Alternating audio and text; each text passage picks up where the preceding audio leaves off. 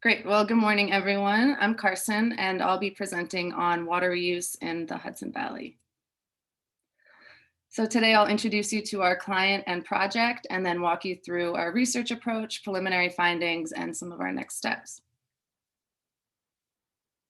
Our team is exploring climate change resilience through water reuse in food and wine production in the Hudson Valley. Water reuse or water recycling are terms I'll be using interchangeably, and this refers to capturing water before it enters waste streams or waterways to put to various uses. Most water recycling takes place in arid regions, but sustainable water management practices are important even in water abundant areas like New York. This is especially true with respect to climate change resiliency and in the face of increasing regional climate variability. Our client is Carrie Capuzzo, the Director of Strategic Initiatives of the Water Reuse Association. The Water Reuse Association is the only trade association that focuses solely on advancing laws, policy, and funding to increase water use. Its members include water utilities, businesses, government agencies, and nonprofits, and they're currently in 38 states and 11 countries. In the US, water use has projects to increase resiliency in water stressed areas like California, Arizona, and Florida, where declining freshwater resources threaten food production, community drinking water, industrial processes, and pretty much every aspect of life. Now the association has asked us to work with them, spearheading novel research into the current and future potential for water recycling in water-rich areas, where water isn't looked at as a disappearing resource right now, but it may become less dependable in a future and more variable climate. Our team will be producing a report and recommendations on the state of water reuse in food and wine production in the Hudson Valley to be used in the Water Reuse Association's efforts to advance national legislation around water reuse in water-rich agricultural areas throughout the country. The Hudson Valley includes several counties north of New York City, and for our research purposes, we're focusing on the 10 counties included in this map. But interestingly, the boundaries of the region actually vary depending on different agencies and stakeholders. And so the scope of our research occasionally takes us outside of this area.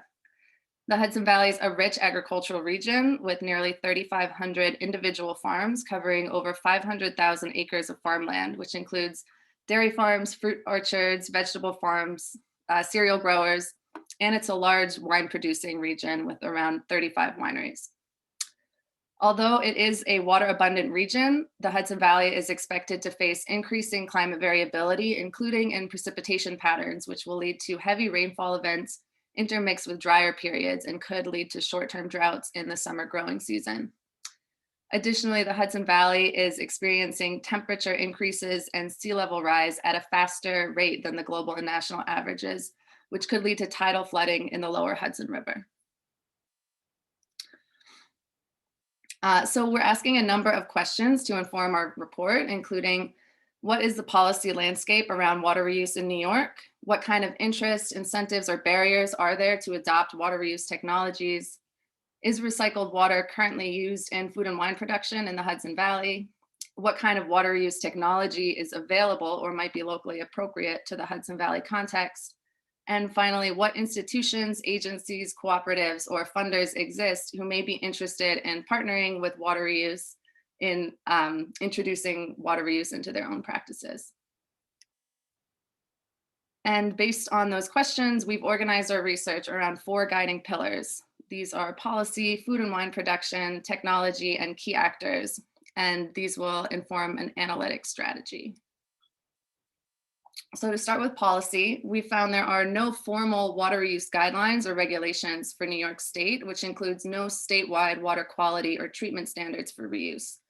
However, New York does have regulations around stormwater discharge and requires companies or industries that are building impermeable surfaces to purchase what can be very expensive permits.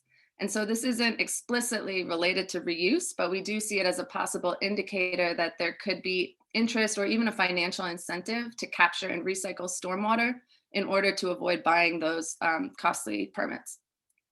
Another interesting finding is a new resolution in California, which is requiring wineries there to pre-treat their wastewater before allowing it to enter municipal streams.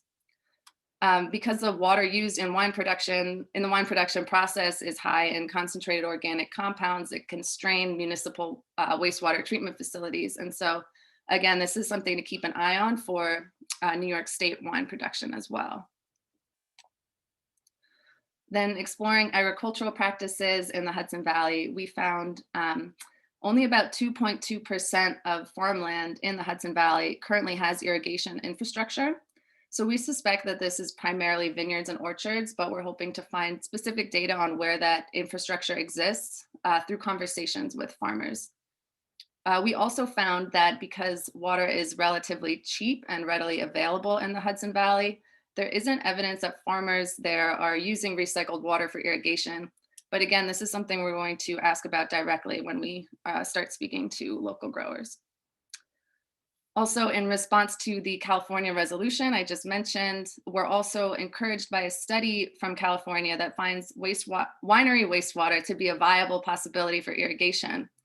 But the study does note that the salinity of the wine wastewater must be carefully monitored, and specific soil mineralogy will also determine how appropriate this technology is on a case-by-case basis. And so further research will be needed to assess the potential for wine wastewater on Hudson Valley vineyards for irrigation.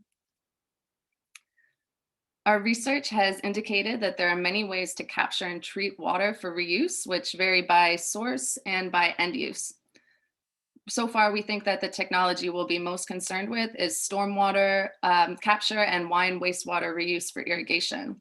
We also may look further into tailwater, which is irrigation or rainfall runoff from fields. And this will be based on our conversations with farmers about what kind of irrigation or drainage infrastructure is commonly used in the Hudson Valley. And so far, it does look like there are a number of private companies developing specific technologies for each of these uses. And so we'll be looking more into what kind of technology could be tailored to the different needs and also the different budgets of Hudson Valley producers. So far, our team has identified more than 40 regional stakeholders, a few of which are shown on the slide, and they include state agencies, local nonprofits, research centers, farming cooperatives, and tech companies. We've been in touch with several already, and our goal is to reach out to as many as possible for interviews, and we're also hoping to conduct a survey to gather data directly from growers and producers. And we believe that this firsthand information will fill in gaps in our research to better understand the general perspectives and knowledge of water reuse locally, potential incentives or obstacles, including the costs of technology, and any other useful data or information that comes up in those conversations. Our analytic approach includes tools for both quantitative and qualitative data analysis, which will be specifically informed by our 4 research pillars. We'll first be conducting a stakeholder analysis where we'll rank primary and secondary stakeholders by how influential they are in the region or how connected they are to the issue, which we'll use to create a matrix to visualize that ranking. And the goal of this tool is to identify high-ranking stakeholders who may serve as a champion for water reuse practices or legislation in the region. Then we'll also be conducting a cost benefit to determine the extent to which cost is a barrier to implementing water reuse technology, and an ecological analysis to evaluate potential effects of a proposed water reuse strategy on the region in respect to regional ecology. And finally, using that secondary research, the data collected from interviews and surveys, and the previously mentioned analytic tools, we'll put together a SWOT in which we'll identify the strengths, weaknesses, opportunities, and threats associated with each of our 4 research pillars, which again are policy, food and wine, technology, and key actors or stakeholders. And ultimately, this SWOT will inform our recommendations to the client. So our next steps include interviewing stakeholders, surveying food and wine producers, and then using the information we gather to conduct our data analyses. And finally, we'll be creating a report, and the client aims for this project to serve as a model for water reuse strategies in other water-rich areas throughout the country. Thank you, and I'll now take any questions. Thank you. Very nice person. Stephanie will recognize some questioners if we have any. Yes, you guys can raise your digital Zoom hand, or type it in the chat. So it looks like Colleen has one. Colleen, you can go first. Are you able to unmute yourself? Yes. Good morning. Thank you, Carson. Colleen here. Just a clarifying question that I thought was really interesting if I understood you correctly. So I know you said there's New York City, I believe it was city regulations on wastewater discharge, but I believe you said there's no regulations on the reuse. So is that correct, that there's no regulations on the reuse? And if that is, then I'm sure there is, but maybe there's not. What regulates using this recycled water as a new input for agriculture? I'm primarily thinking in terms of like water quality, or is there no regulations there? Maybe I just misunderstood.